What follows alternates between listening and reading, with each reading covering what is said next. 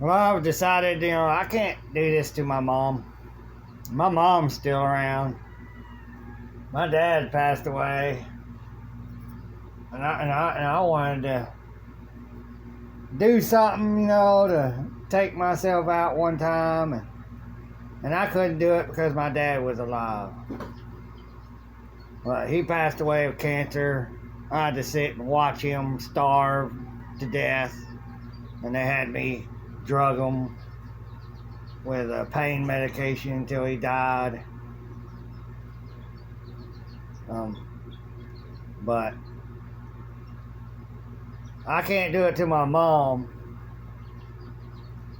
I went out and I have driven my truck without, with a suspended license. But it's because of the plates that are on the vehicle or the automobile. When you have them plates on your automobile, it gives them the right. It tells them they have the right to pull you over. They'll read them and they'll say, but when you don't, they're not supposed to be pulling you over unless you're posing a danger to the public. But they made some statute that they can pull you over if you don't have their plates, so they can try to identify you and all that. But they still don't have that right, because there are states that have penal codes that states that you have to be under arrest, already placed under arrest for committing a crime, a real crime where there's a victim, to identify yourself to them. And then you can't lie about your name, you can't tell them a false name and all this other stuff. But if it's all unlawful, you don't have to tell them your name. You don't. When they take you into jail, you're already in jail. So you really don't have to sign anything. You still have your rights. You don't have to be fingerprinted. You just lawyer up at that point and tell them, my lawyer said that I don't have to do any of this you want me to do since I'm already in jail until after I talk to my lawyer. And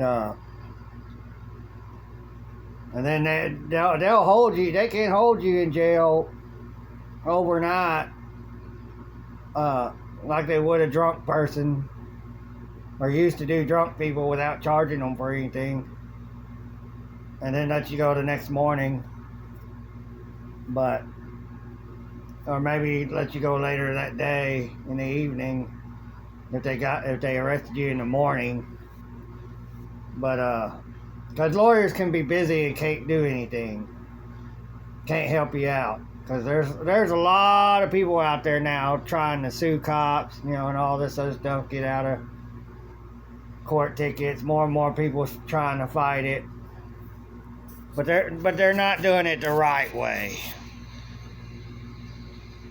which is through notices that you send to the judges. And I found that, when you get a ticket and they say you're going to get a letter in the mail to show up to court, well, you don't open that letter when you get it. You actually return it back to the sender. You put on there, return to sender, and you don't open it. And when you do that, when you return it back to them, you didn't open it, you didn't read it, and so the case can't go forward. They can't write out any warrants because they got it back in the mail and you didn't open it and read it, which would give them the right to create a warrant if you don't show up to court, pay your fines or whatever. But there is loopholes around it. But you got to send out notices to these judges, because they're the ones that are all in charge of it all. And you got to create them the right way with the right wording and everything. And yeah, I don't want to. I really don't want to leave this life. I like growing shit. I like raising chickens. I like, it's a lot of things I really like to do that I can't do when I'm gone. It's not just about death, just being afraid of death, period. It's all the things you leave behind. It's all the people you leave behind that you care about. And then, and your mom, if she loves the hell out of you, it's what you put her through. And my mom's taking care of 2 kids that she took on so she could get money through the adopting children. So she hadn't fully adopted them. Because if she does, she don't get any money. And then she's all on her own taking care of them. So she's kind of got a job where she's getting paid to watch over, babysit, and take care of these kids.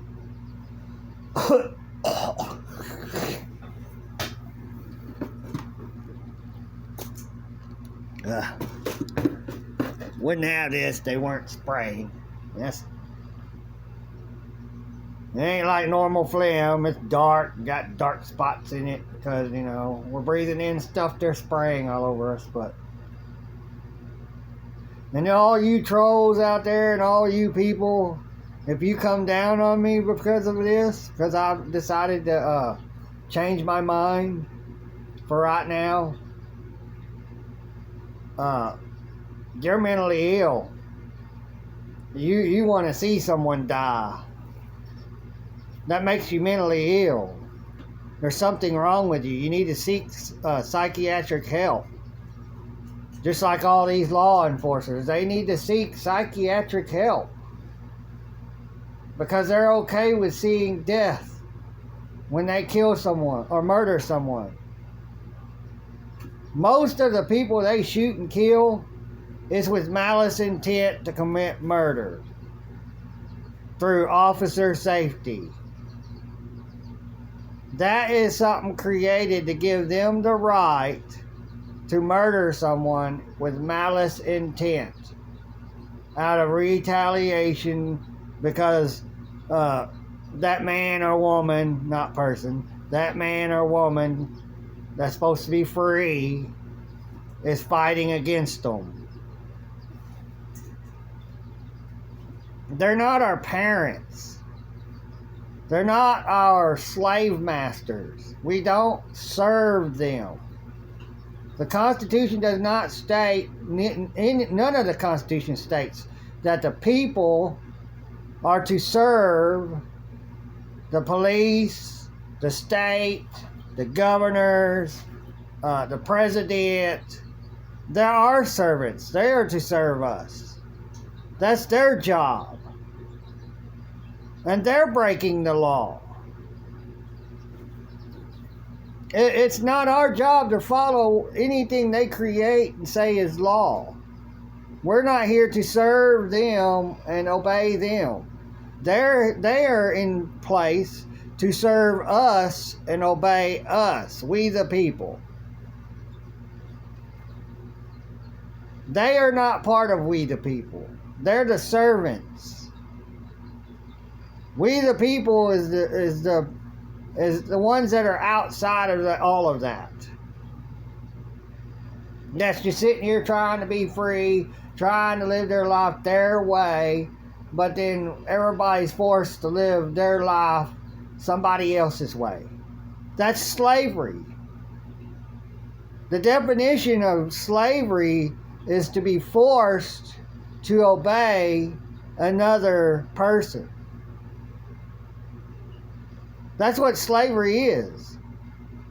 Under threat of death, incarceration, kidnapping, and imprisonment. That's all it is kidnapping. You haven't created a victim. They just want you to obey them, and you don't have to. And so they're going to force you to or murder you because you won't obey them. And you create no victim. That's slavery. That's involuntary servitude. They're forcing us under involuntary servitude.